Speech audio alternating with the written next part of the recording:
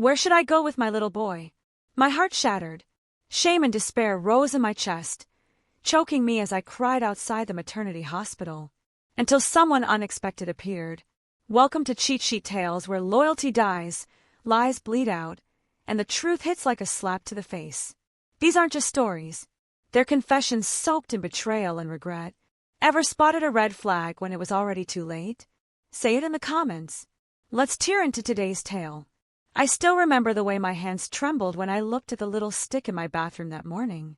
Then, another, and another for pregnancy tests in total, each one showing the same undeniable truth. I was pregnant.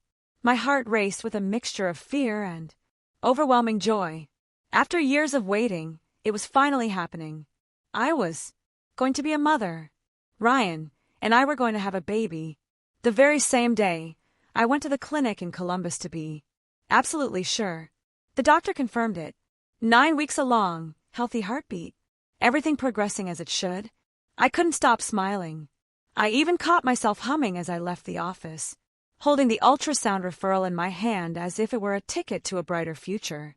Ryan will be so happy, I thought. He had always talked about family in vague terms, never with urgency. But I believed deep down he wanted this too. I spent the rest of that day planning a special dinner. I wanted it to be perfect when I told him. But as I chopped vegetables and set the table, memories began to drift back. Memories that had been sleeping for years but never truly gone. Back in high school, there was Daniel Hayes. He wasn't just a classmate. He was my closest friend, my shield, my constant shadow. Daniel was tall, broad-shouldered, the kind of boy who could silence bullies with a single look, and he did often for my sake. He was always there, always watching out for me. What I never allowed myself to acknowledge, at least not then, was that Daniel was in love with me. Everyone in school seemed to know it. Everyone but me. Or maybe I just chose to ignore it. Then came Ryan. He transferred to our school in the middle of junior year. He was charming, confident in a way that drew people in instantly. All the girls noticed him, and I was no exception. There was something about his smile that felt like a secret meant only for me. Before long, we were inseparable. Daniel tried to hide it, but I could see the way his jaw tightened whenever Ryan walked into the room. He never said it directly, but the message was always there in his eyes. Ryan isn't who you think he is. I didn't want to hear it. I didn't want to believe that the boy who made me feel so alive might have darker motives. Daniel's warnings only made me defensive. If he really cared about me, I thought, why couldn't he just be happy for me? There was one night, though, that I'll never forget. After a school event, Ryan and I were walking through the park when a group of older boys cornered us. They shoved Ryan to the ground, sneering, ready to take things further. My heart pounded in my throat, and before I could even scream, Daniel appeared out of nowhere. He fought them off with a ferocity I'd never seen, sending them scattering into the dark. I rushed to Ryan, grateful he wasn't badly hurt, but instead of thanking Daniel, Ryan brushed him off with irritation. He hated the idea of being saved, especially by someone he saw as a rival. Daniel stood there bruised and breathing heavily. And for the first time, I saw the truth in his eyes. Anger, yes, but also something pure. He wasn't angry at me. He was angry because he saw what I refused to see. Ryan wasn't a protector. He wasn't selfless. He only thought of himself. Back then, I pushed the thought away. I told myself Daniel was just jealous, that he didn't understand how much Ryan and I loved each other. But as I set the table in my small kitchen years later, smiling at the thought of Ryan becoming a father, those old doubts stirred faintly inside me. I silenced them. Of course, tonight was about joy. Tonight was about sharing the news that would change our lives forever. Or at least that was what I believed. After high school, our paths seemed to spread in different directions, though I clung to the belief that Ryan and I were building something real. I had gone to beauty school in Columbus and started working as a stylist.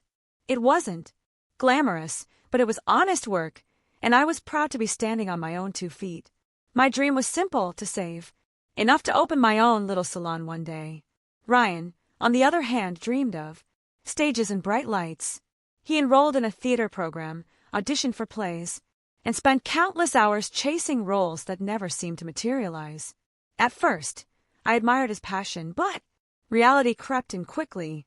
The rent still had to be paid, groceries had to be bought, bills piled up, and more often than not, it was my paycheck that kept us afloat.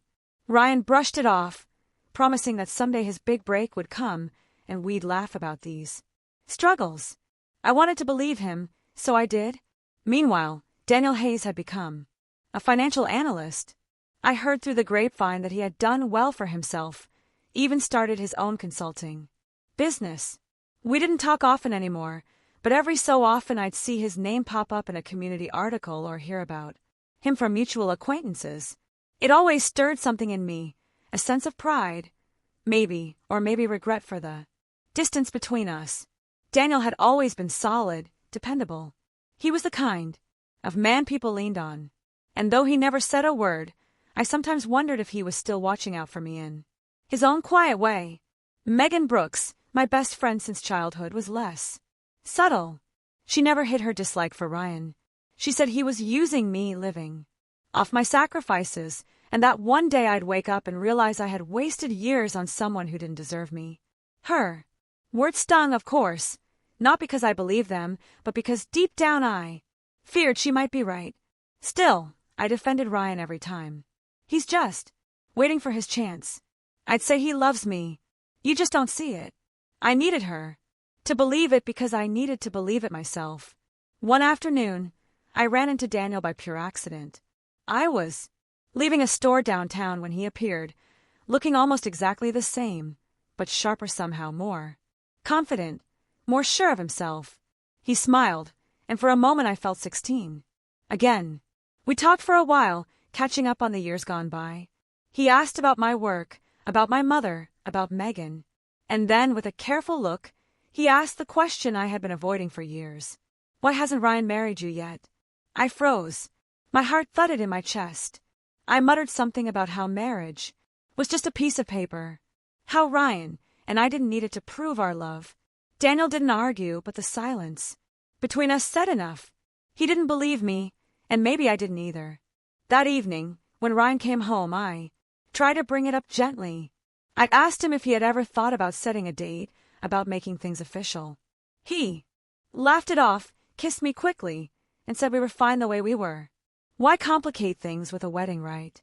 Now, we've got other priorities, he told me.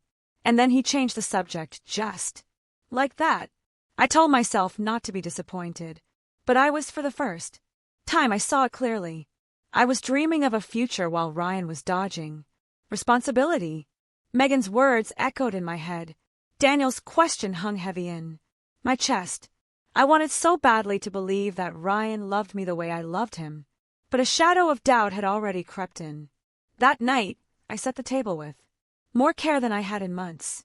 I laid out candles, his favorite pasta, even a bottle of wine to make it feel special. My hands shook with excitement. This wasn't just dinner. It was the moment I'd tell Ryan he was going to be a father. I pictured his face lighting up, imagined him sweeping me into his arms, maybe even talking about marriage at last. When he came home, I noticed immediately that something was off. His hair was messy, his shirt wrinkled, and as he pulled it over his head to shower, before dinner I saw it. Red marks down his back, long, unmistakable scratches. My heart stilled. "What's that on your back?" I asked, trying to sound casual, though my chest was tight. He didn't even flinch. "Ah, that probably from my costume at rehearsal. The button scratched me when I was changing. Nothing serious." He said it so smoothly, as if he had rehearsed the line. I wanted to press to demand the truth. But, instead, I swallowed my suspicion. Maybe it really was nothing. Tonight was supposed to be happy. I refused to ruin it. We sat down to dinner, and after a few bites I couldn't hold it in any longer. "Ryan," I said, my voice trembling, "I went to the doctor today. I'm pregnant." He froze, fork halfway to his mouth.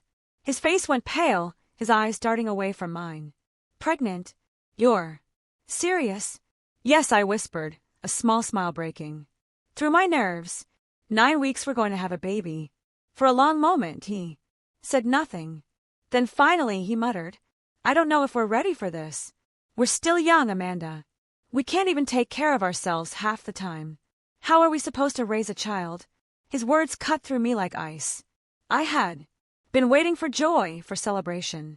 Instead, I felt the air leave my lungs. But we've talked about this before, I said desperately. You said one day we'd.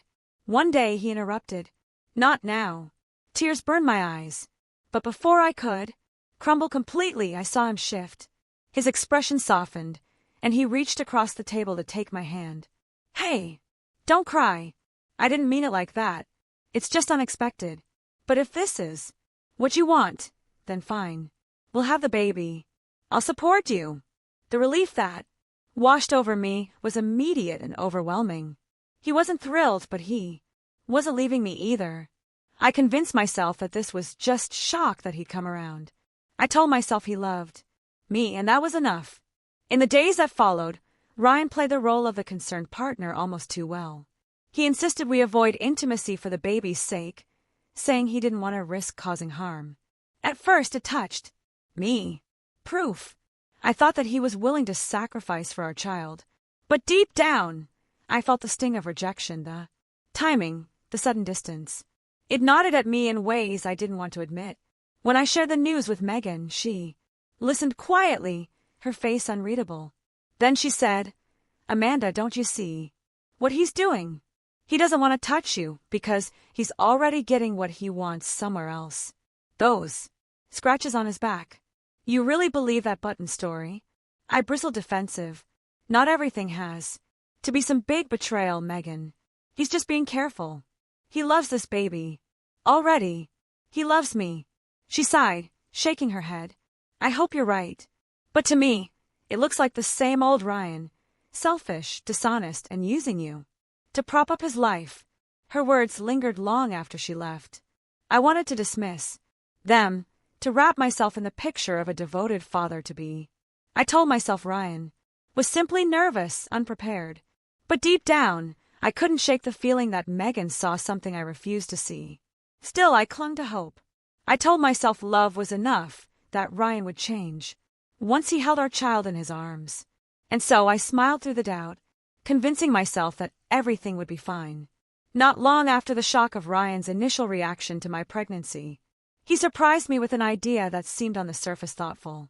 One evening, as we sat in our small 2-bedroom apartment, he looked around with a critical eye.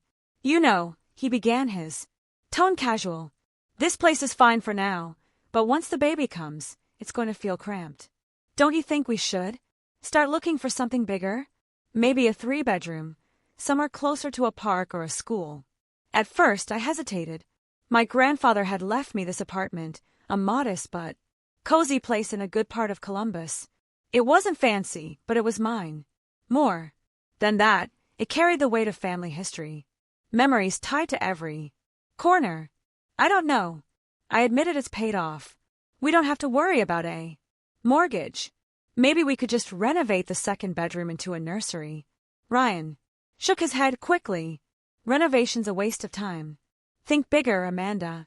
We're starting a family. Don't you want our baby to grow up in a real home?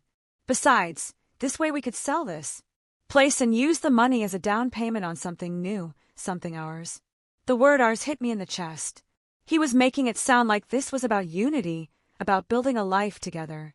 I wanted to believe that. I'd need to talk to my mom, I said quietly. He frowned. Why? It's your apartment. Our apartment. We don't need anyone else's permission. Families make decisions together.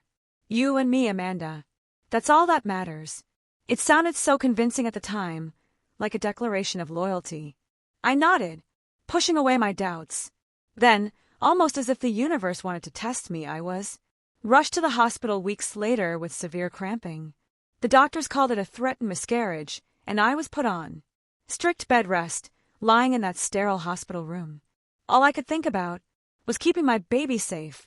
Ryan visited with flowers and a smile, telling me not to worry. One night, he leaned against the hospital wall and said, Listen, babe, we can't lose the apartment deal. While you're stuck here, I talked to the realtor. If you give me power of attorney, I can handle everything. I'll make sure we get the perfect place before the baby arrives. I hesitated, pen hovering above the papers. My mother's voice echoed in my head. Never sign something without knowing exactly what it means. But Ryan's eyes were steady, his voice gentle. Trust me, Amanda, I'll take care of it for you for the baby. And so, against a tiny knot of unease in my stomach, I signed. When Megan found out, her reaction was explosive. She came to my hospital room. The next day, her face pale with fury. You did what? She snapped. I gave Ryan power of attorney. Just until I get out. It's not a big deal, I said, trying to keep my voice calm. Not a big deal. Megan nearly shouted. Amanda, you just handed him the knife to stab you with. Do you have any idea what you've done? He can sell that apartment out from under you and disappear. And you won't have a single legal claim to stop him. Her words cut deep, not because I believed them, but because they scared me. I lashed out, desperate to shut her down. Why are you always against him? Is it because you can't stand seeing someone happy when you lost your own fiancé? You don't get to project your bitterness onto my life. The instant the words left my mouth, I regretted them. Megan's fiancé had died in a car accident barely a year before. The pain in her eyes at my outburst was sharper than any knife. She stood there in silence for a moment, then shook her head. I hope for your sake I'm wrong, she said softly before walking out. After she left, guilt twisted inside me, but I clung to Ryan's promises like a lifeline. Later, when I told my mother about the decision, she looked stricken. Amanda, are you sure you can trust him with something like this? That apartment was your grandfather's legacy. I forced a smile, though my throat ached. Mom, he's changing. He wants to build a future with me. You'll see. But her silence told me she wasn't convinced, and truth be told, neither was I. The new apartment was bigger, brighter, and closer to the park. On the surface, it seemed like the fresh start Ryan had promised. I told myself this was proof that he was growing up, finally taking responsibility as we prepared to welcome our child. Some evenings he'd bring me tea, rub my swollen feet, or place a protective hand on my belly as if to remind me he was present, committed. Those moments made my heart swell. I convinced myself Megan had been wrong, that my mother's doubts were unfounded. He's trying, I told myself. This is the man I always knew he could be. But the cracks never fully disappeared. Ryan still didn't hold a steady job. He bounced between auditions, complaining when he didn't land a part, blaming the industry instead of his own lack of effort. He slept late, played video games, and spent hours on his phone while I dragged myself to work each morning. Swollen, ankles and all. When I brought it up, he brushed me off with a laugh. Come on, Amanda. Soon enough, we'll have a baby crying all night. Let me enjoy sleep while I can. I smiled weakly, but inside I felt the growing weight of loneliness. My mother visited less often. She said she didn't want to argue, but her eyes always lingered on Ryan with quiet suspicion. Megan, meanwhile, stayed away entirely after our fight. We hadn't spoken in weeks, and the silence between us cut deeper than I liked to admit. So, I clung to Ryan, even when he failed me. I told myself the baby would change. Everything, that once he held our child, he would transform into the husband and father I needed. I imagined family walks in the park, bedtime stories, Ryan kissing me on the forehead as we tucked our baby into the crib. Those dreams kept me moving forward, even when reality suggested otherwise. As the months passed, the due date crept closer. I was exhausted but excited. One afternoon at a prenatal checkup, a kind looking older nurse with graying hair studied my chart while I sat nervously on the exam table. She glanced up and said, "Good thing you decided to keep the baby." I blinked, confused. What do you mean?" She gave me a small smile, almost as if she knew a secret. "When you were admitted a few months ago, the doctor said there were traces of certain herbs in your system, dangerous ones, the kind some women used to end a pregnancy early. They said, you must have changed your mind. I think you did the right thing." Children are life's greatest blessing. My stomach turned to ice. Herbs end a pregnancy. I shook my head quickly. No, that's not possible. I never took anything like that ever.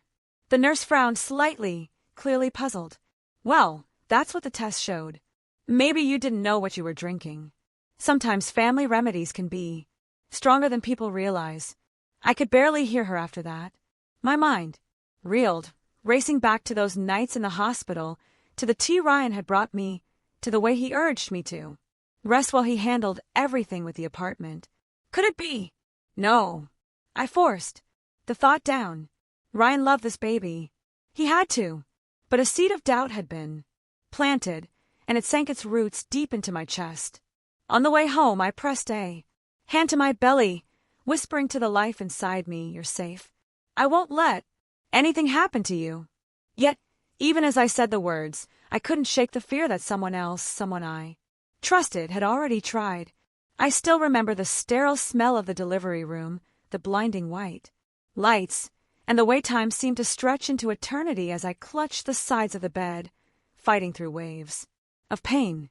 Hours blurred into each other until finally I heard that first cry. The cry I had been waiting for, the sound that split the world in two. My son was here, my Ethan. The doctor placed him gently in my arms, and I was overwhelmed with a love so fierce it felt like my chest would burst. His tiny fingers curled instinctively around mine, his skin warm, fragile, alive. Tears streamed down my cheeks as I whispered, "Welcome, baby. You're safe. Now." For a moment, it was as if the room disappeared, as if all the loneliness and fear of the past months had been washed away by this one miracle. But then came a hollow realization. Ryan wasn't there. He had promised, sworn, that he would be by my side. Yet when I looked around, all I saw were nurses in scrubs. No familiar face, no hand to hold. I told myself he must have been delayed, caught in traffic, maybe stuck with some last-minute work. I wanted to believe it, needed to believe it. Later, when they wheeled me into recovery, I asked the nurse if he had arrived. She shook her head gently, a look of pity in her eyes. I pressed my lips together, forcing a smile, and whispered, "He'll come tomorrow. He just couldn't make it in time." The next morning, he finally showed up. He strolled in with a bouquet of cheap flowers, his shirt wrinkled, his eyes slightly bloodshot. "Hey, babe," he said casually, as if he had just stepped in from the grocery store. He kissed my forehead quickly before peering down at Ethan. "So that's him, huh?" His tone was flat, almost mechanical. I tried to laugh it off. "Yes, that's our son. Isn't he beautiful?" I waited for some spark, some sign of pride or joy, but Ryan just shrugged. "He looks like a baby. I don't know. They all look the same at this age." His words pierced me deeper than he realized. But I stayed silent, convincing myself he was just overwhelmed, maybe nervous. Still, when Ethan started to fuss, Ryan handed him back to me almost immediately, saying he's hungry or something. "You know what to do." By the third day, while I was still sore and struggling to move, Ryan announced he was going out just for a quick drink with the guys. I stared at him, disbelieving. "You're leaving now?" He rolled his eyes. "Amanda, don't start. I've been here, haven't I? I just need a break. Don't be so dramatic." I wanted to scream to beg him to stay, but instead I swallowed the lump in my throat and watched him walk away. The door clicked shut, leaving me alone with our newborn, tears slipping silently down my face. That night, as Ethan slept against my chest, I remembered Megan's warning. Her voice echoed in my mind. "He'll never change. You'll carry the weight alone." And for the first time, I felt the seed of doubt take root, spreading quietly in the cracks of my heart. The morning before my discharge, I sat by the hospital window, cradling my son in my arms. The world outside seemed quiet, covered in a veil of pale spring light, as if nothing had changed. But my world had already cracked.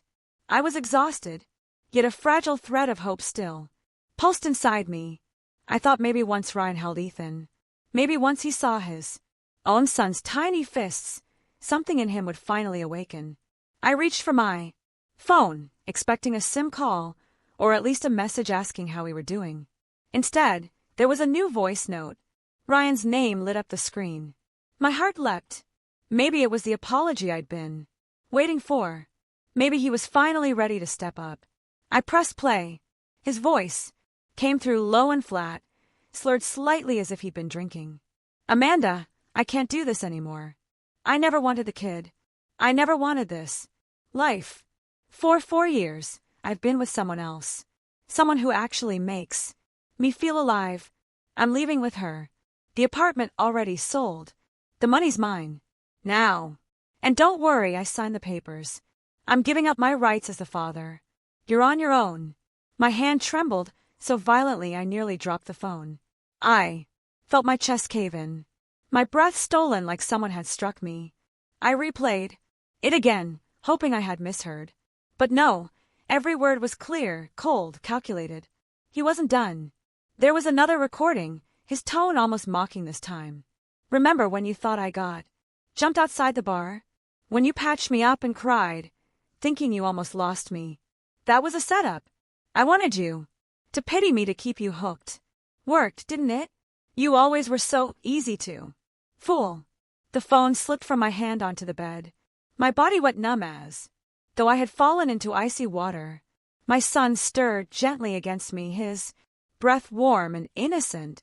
The weight of him was the only thing anchoring me to reality. I stared at the hospital wall, my mind reeling. He had stolen our home. He had abandoned us. And worse, he admitted to deceiving me, manipulating me, and maybe even trying to harm our baby before he was born. Suddenly, the nurse's words about the herbal traces echoed in my ears like a siren. My stomach churned. Betrayal was too small a word. This wasn't just a man walking away. This was destruction, deliberate and cruel. This wasn't betrayal anymore. This was a crime. I pressed my lips against my son's soft hair, holding him tighter as tears streamed down my cheeks. My voice cracked as I whispered, I will never let anyone hurt you again. The future I had clung to. Ryan holding her son. Ryan standing beside me as a father. Ryan finally becoming the man I believed he could be shattered into dust. All that was left was the raw truth. I had been living with a mask, a stranger wearing the face of a husband. And now, as I sat there in the sterile hospital room with my newborn son, I realized the cruelest truth of all. Ryan hadn't simply abandoned us. He had erased us from the life we built together, like we never existed. But if he thought I would stay broken, he was wrong. Something inside me, something deeper than pain had begun to stir. When I was discharged from the hospital, there was no one waiting for me at the entrance. I clutched my newborn son tightly against my chest, tears blurring my vision as the cold wind swept across the parking lot. For a moment, I felt invisible, abandoned, and stripped of every illusion I had once held. My body was weak, my heart even weaker. And I whispered to my son, it's just you and me now, baby. We'll figure this out somehow. And then through my haze of despair, I saw a sleek black car pulling up. The door opened and out stepped Daniel, dressed sharply, holding a massive bouquet of white lies. He walked straight toward me with such certainty that the world seemed to pause. Without a word, he gently took the heavy diaper bag from my shoulder, then carefully adjusted my son's blanket. His voice was soft, steady. You're not alone, Amanda. Let me take you home. The ride back was surreal. The contrast between my devastation and Daniel's quiet strength was overwhelming. I kept staring out the window, unable to stop the tears, while Daniel drove with a kind of patience that made me feel safe for the first time in a very long time. When we arrived at my mother, Linda's house, the sight that greeted me nearly broke me all over again. My mom was waiting on the porch, her arms already open wide. Beside her stood Megan, the sister I hadn't spoken to since our cruel fight. My knees buckled under the weight of emotion. I barely managed to whisper, Mom, Megan, before Linda pulled me into her embrace, careful not to crush the baby between us. Megan stepped forward hesitantly, her eyes swollen from crying. Amanda, I'm sorry, she said, her voice cracking. I should have believed you. I should have been there. For a second, I wanted to push her away, to hold on to the bitterness that had fueled me. But then I saw the way she looked at my son, her nephew, and I felt something inside me soften. My voice was weak but sincere. We both made mistakes. But I need you now. Megan threw her arms around me, and for the first time in weeks, I felt like I wasn't drowning. Inside, after I laid the baby down in a crib my mother had lovingly prepared, Daniel cleared his throat. His expression was grave. Amanda, you need to know the truth. I've been digging into Ryan's activities. My stomach tightened as he handed me a folder filled with documents.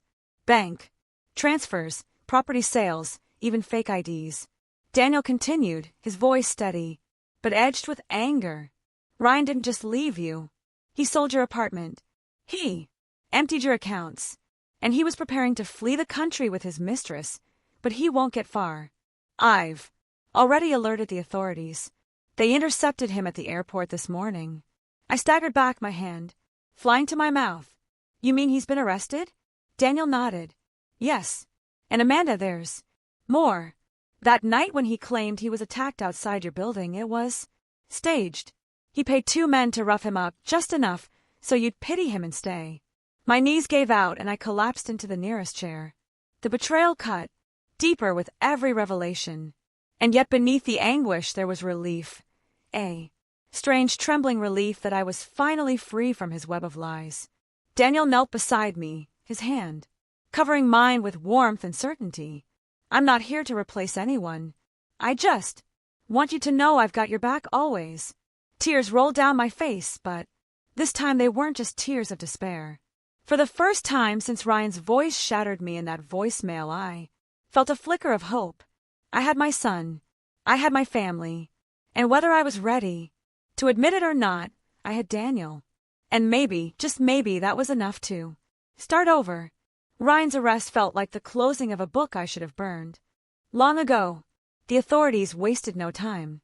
Fraud, assault, embezzlement. Every crime he had hidden beneath his polished smile was laid bare. For once, he couldn't manipulate or talk his way out of it.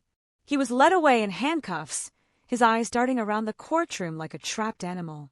Watching him fall wasn't triumph. It was justice. Justice for me, for my son, for every year I had wasted believing his lies. In the quiet aftermath, guilt washed over me like a tide I couldn't hold back. I thought of the nights I defended him to my mother, the times I chose him over Megan, the years I silenced my instincts because I wanted to believe in love. One evening, as we sat around Linda's kitchen table, I looked at her and Megan with tears in my eyes. I was blind, I admitted, and I hurt both of you by choosing him over the truth. My voice broke, but neither of them turned away. Linda reached across the table, her hands warm and steady. Megan's eyes softened. You don't have to apologize anymore, she whispered. You're here now. That's what matters. Their forgiveness was not only a relief, it was a lifeline. Days blurred into weeks, but instead of grief, my life began to fill with something I hadn't felt in years. Hope. Daniel was a constant presence, steady as the ground beneath me. He never tried to replace what I'd lost, never pushed his way in. Instead, he built a space where I felt safe again, where my son could grow up without shadows hanging over him. Then one afternoon, everything shifted. Daniel had asked me to step outside. The late sun painted the garden in gold. Linda and Megan were there too, sitting quietly as if they already knew what was about to happen. My heart raced. Daniel turned to me, his expression serious but tender, and then he went down on one knee. Amanda, he said, his voice steady but thick with emotion. You've been through storms. That would have broken anyone else, but you're still here, stronger than ever. I don't want to just stand by your side. I want to build a life with you and with your son. Will you marry me? For a moment I couldn't breathe. All the pain, all the betrayal, all the nights I thought I'd never recover. They condensed into a single tear that slipped down my cheek. Yes, I whispered. Then louder through trembling lips. Yes. Daniel slipped the ring onto my finger, and the world seemed to exhale. Linda clapped a hand to her mouth. Megan grinned through her tears, and my son giggled in my arms, as if he understood that something had shifted forever. That night, as I stood by the window with my baby cradled against me and Daniel's hand entwined with mine, I felt something I hadn't felt in years. Peace. My story was no longer about loss or betrayal or survival. It was about new beginnings. After everything, I finally found a home, a real family,